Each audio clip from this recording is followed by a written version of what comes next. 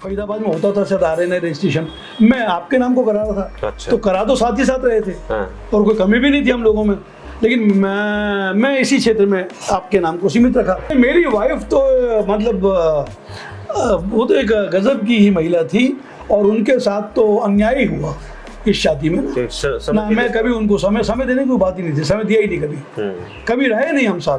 तो आपके नाम साप्ताहिक के रूप में यहाँ खूब चला, लोगों ने उसे खूब पढ़ा, उसने यहाँ जागृति भी पैदा की, लोगों में बोलने की, खड़े होने की हिम्मत भी पैदा की। एक्चुअली मेरा कार्य क्षेत्र तो ये अहिरवाल ही रहा, लेकिन मेरे मुद्दे हमेशा राष्ट्रीय रहे कि जो व्यस्क हो जाएगा लड़का या लड़की, उसको रोजगार देना सरकार का दायित्व होगा। अगर नहीं दे सकेगी तो उसको मुआवजे के रूप में मासिक माहवार कुछ दिया जाएगा, उसमें 80% रोजगार हमें दो, स्थानीय लोगों को मिलना चाहिए। आपकी जो पत्नी है, हाँ। वो तो प्रोफेसर थी जी, उन्होंने जिंदगी में जो कमाया आपने वो सब वो उन्हीं का काम आया। हाँ, उन्हीं ने, माने मैंने जो भी कुछ खर्च किया उन्हीं का किया। हाँ, उन्हीं का मैंने कभी कुछ कमाया नहीं, क्योंकि आपकी तो ना इंडस्ट्री थी कोई। ना मैंने कभी कोई इंडस्ट्री लगाई, ना कोई दुकान खोली, ना कभी नौकरी की, ना नौकरी के लिए अप्लाई किया, कभी कुछ नहीं किया। एक बार आप विधायक बने, वो भी छोड़ दी। हाँ, वो छोड़ दी, पर उसकी मुझे पेंशन मिलती है। अच्छा, मुझे नहीं पता था पेंशन मिलेगी, मैं तो छोड़ आया था। अच्छा। मुझे तो कई साल बाद एक अनिल सैनी यहाँ होते थे हमारे रेवाड़ी की, वहाँ मुलाजिम थे वो, अब शायद गुड़गांव में रहते हैं। उन्होंने कहा कि आप पेंशन क्यों नहीं लेते? अच्छा। अरे मैंने कहा मैं तो इस्तीफा दे आया, मेरे को किस बात की पेंशन? बोले नहीं, पेंशन तो आपकी बनती है। मैं बनती है तो दिला भाई।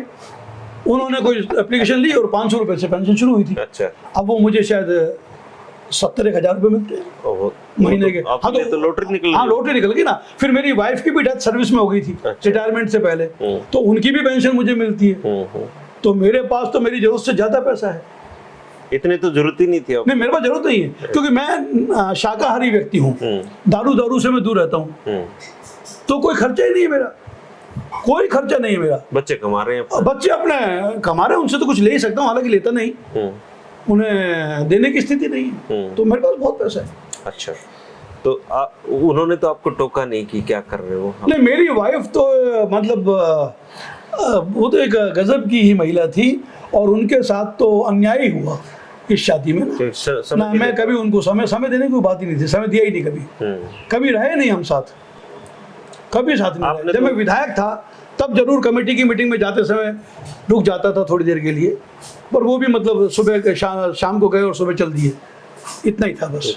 हाँ, लेकिन वो कभी नहीं। अच्छा, वो फिर कमी रही। आपने तो उनके नाम पत्र भी नहीं लिखा, आपके नाम पत्र लिखा, वो पूरे रेवाड़ी के लिए लिखते थे आप। हाँ, आपके नाम तो जो पढ़ ले उसी के नाम था, जिसको मिल जाए उसी के नाम था, आपके नाम।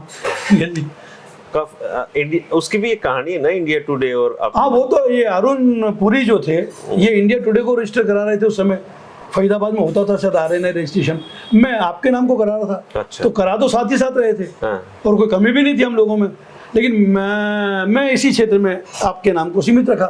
तो आपके नाम साप्ताहिक के रूप में यहाँ खूब चला, लोगों ने उसे खूब पढ़ा, उसने यहाँ जागृति भी पैदा की, लोगों में बोलने की, खड़े होने की हिम्मत भी पैदा की, और वो बिकता भी काफ़ी था, होकर उसे बेचा करते थे। अच्छा। वो अच्छा चला रहा आपके नाम। और इंडिया टुडे चूंकि वो तो बहुत बड़ा हो गया, ग्रुप ही हो गया पूरा, कि उनका कॉमर्शियल भी था, प्लस उनका विजन बड़ा था कि पूरे देश और दुनिया पे हमें चलाना है, मेरे को यहीं तक चलाना था। मैं तो इस क्षेत्र में ही रहा। लेकिन पता है, अहिरवाल में आप इकलौते ऐसे नेता हैं जिनको पूरे हरियाणा के लोग जानते हैं।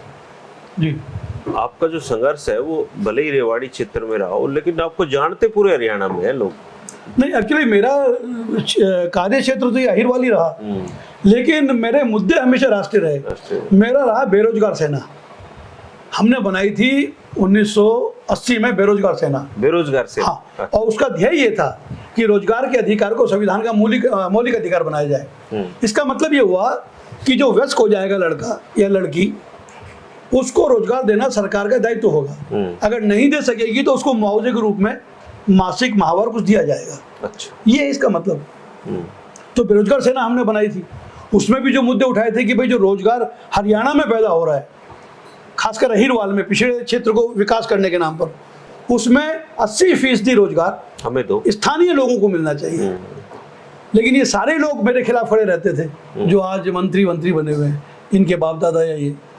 अच्छा, एक बात बताइए, आप जब राजनीति में सक्रिय हुए तब वो राव वीरेंद्र सिंह जी का दौर था, वो मतलब उस समय राव वीरेंद्र सिंह जी सक्रिय थे, और आप जब राजनीति में, फिर आपने उनके बेटे देखे, राव इंद्रजीत सिंह देखे होंगे, तो ये आप कुछ भी कहिए, ये सच्चाई है कि अहिरवाल हमेशा उनके साथ रहा है।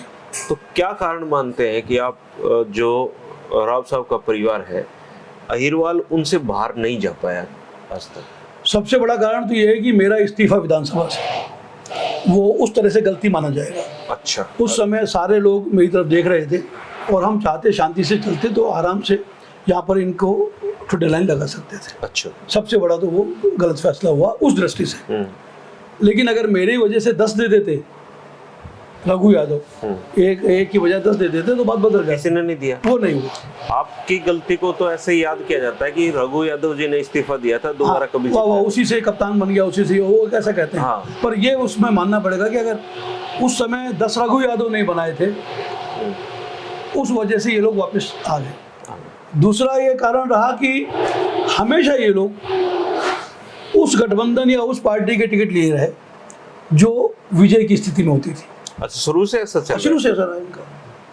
पर इन्होंने यूनिस्ट बैठाया के साथ तो तालमेल नहीं बैठाया था। यूनिस्ट पार्टी के तो खिलाफ थे राव बलबीर सिंह, जो इनके वीरेंद्र सिंह को जिसने गोद लिया था। अच्छा। एक्चुअली तुलाराम नसीबपुर की लड़ाई में लड़े थे। अच्छा।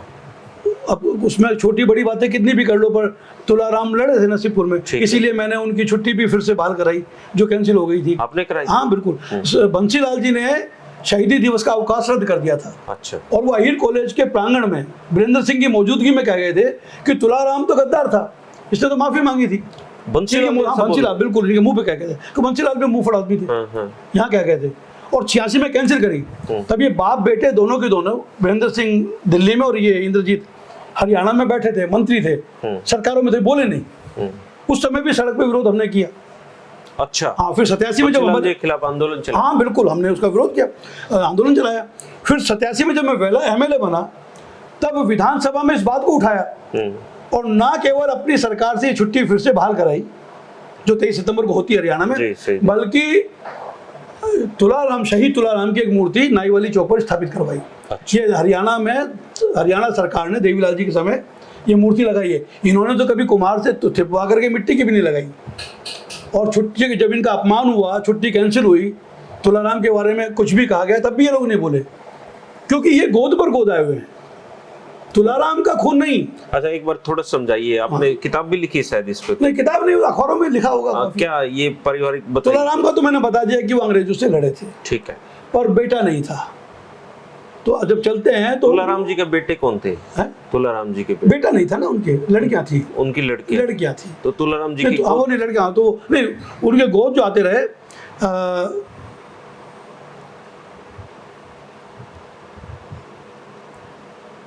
ये डबल गोद है। पहले तो तुलाराम ने गोद लिया था किसी और को, वो थे जो गोद आए थे, उन्होंने फिर बलबीर सिंह को गोद लिया था। अच्छा।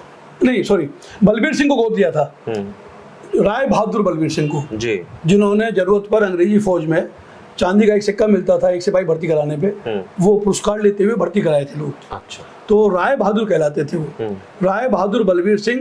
पर उनके भी बच्चा नहीं, उनके भी कोई लड़का नहीं वो। अच्छा। तो उन्होंने नांगल पठानी के वीरेंद्र सिंह को गोद लिया था। अच्छा।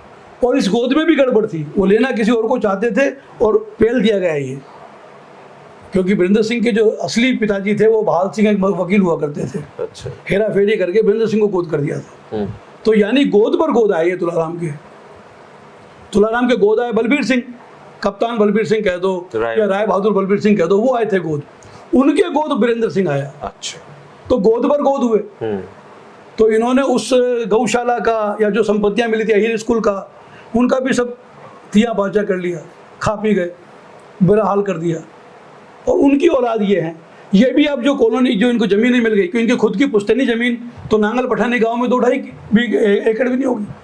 ये सारी जमीन इनको गोद पर गोद आने की वजह से मिली हुई है। उन जमीनों में अभी कॉलोनाइजर को बैठा बुला करके खुलवा रहे हैं और पैसे ले रहे हैं। अच्छा, आप जब इतनी सारी तीखी बातें करते हैं एक इनके परिवार के खिलाफ, तो आपको कोई खतरा वतरा महसूस नहीं हुआ कभी? खतरा की तो कोई बात ही नहीं है, खतरा क्या है, जो भी आया उसने जाना है। जो रघु चुप रहना, तो वो तो मुझे पता है, मैं जाना है, उसमें क्या है, वो I don't care for it. नहीं बोला किसी नहीं, कभी कोई खतरा, मेरे को बोलते रहते हैं कि करते हैं, कभी किसी ने कुछ किया नहीं। अच्छा। और कर भी नहीं सकते, और करें तो मुझे कोई चिंता नहीं है। आपने वैसे जिंदगी में कोई आदमी मतलब संवारा भी है कभी? फिजिकली आपको किसी को पीटना पड़ा है कभी जिंदगी में? नहीं, कोई अब आ गया तो थका जैसे थोड़ा बहुत कर दिया तो कर दिया, बाकी मतलब बोलते नहीं सलूट। पीटा नहीं आपने कोई? नहीं, किसी के लग भी गई होगी, अब खाम खा के कोई करता होगा तो कर दिया होगा। अच्छा। तो वैसे व्यक्ति उससे नहीं मारा। अच्छा। ये झगड़े में नहीं मारा किसी को। अच्छा, आपका कोई झगड़े से नहीं मारा, लेकिन कोई खाम खा उपद्रव कर रहा है। हाँ। हमारी पंचायत में, हमारी मीटिंग में या किसी और सभा सम्मेलन में, तो उसको मैंने हड़का दिया।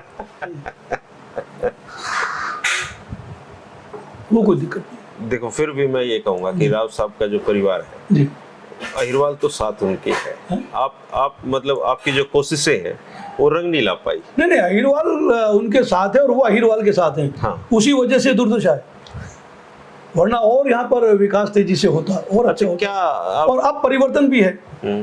ये लोग जो इनका भी व्यवहार बदला है। पहले ये विकास की और लोगों से मिलने की बात ही नहीं करते थे, पर हमारे संघर्ष का ये परिणाम हुआ। अच्छा, आप कभी गए हैं उधर रामपुरा हाउस में? नहीं, मैं रामपुरा हाउस में गया आज तक कभी नहीं? नहीं, मैं कभी नहीं गया। रामपुरा हाउस नहीं गया। इंद्रजीत से जरूर मेरी 1-2 मुलाकात हुई है। अच्छा, कैसी? राव वीरेंद्र सिंह से नहीं हुई। कैसी मुलाकातें थी वो इंद्रजीत जी से? वो राजनीतिक जोड़ तोड़ की थी, चुनाव की। अच्छा। हाँ, हुई है जोड़ तोड़ थी। वो एक बार मेरा साथ चाहते थे लोकसभा चुनाव में, तब वो खुद भी आना चाहते थे, पर मैंने कहा नहीं, मैं ही मिल लेता हूँ, तुम तो चुनाव लड़ रहे हो, बिजी हो, चलता हूँ। तो मैं गुड़गांव जाके मिल आया था। हाँ, लेकिन वो कोई बात पे कोई टिकता थोड़ी कोई नहीं। चुनाव जीतने के बाद फिर उसने बात अच्छा, की। मतलब आपने साथ दिया उनका? हाँ, एक चुनाव में साथ दिया था। अच्छा। वो हमारी बात हुई थी कि भाई मैं इनका साथ दूंगा, आगे मिलके चलेंगे सब लोग। बाद में चुनाव ये जीत गया। जीतने के बाद फिर उसने संपर्क नहीं किया। मैं क्यों करता संपर्क, मैं उसके बाप के साथ कहूँ। उसने किया नहीं, मैंने भी नहीं किया था। अच्छा, राव साहब से जो वीरेंद्र सिंह जी थे उनसे कोई मुलाकात? वीरेंद्र सिंह जी से कोई मुलाकात नहीं हुई, हालांकि उन्होंने मुझे पत्र लिखा था एक बार। पत्र लिखा? हाँ, पत्र लिखा था वीरेंद्र सिंह जी ने।